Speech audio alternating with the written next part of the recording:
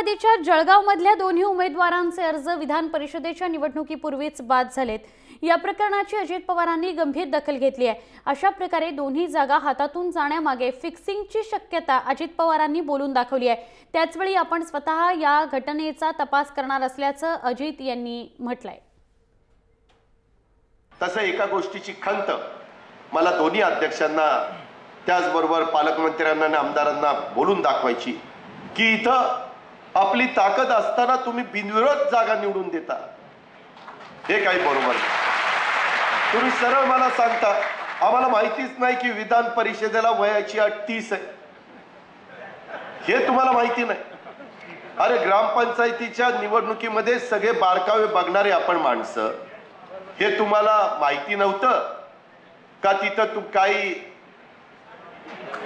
Fixing झालं, तिथं fixing झालं का तोडपाणी झालं का आणखीन काय झालं? हे कशा पद्धतीनं चालतं? हे का होतं? कार्यकर्त्याच्यात मेसेज काय जातो? मला जर आमदारकीची उमेदवारी दिली तर आम्ही डमी अर्ज भरतो का? तर अधिकृतचा अर्ज बाद झाला तर डमी असावा। इथं डमी पण नाही ना अधिकृत नाही, काहीच नाही। म्हणजे किती जोरात फिक्सिंग होतंय बघा बरं।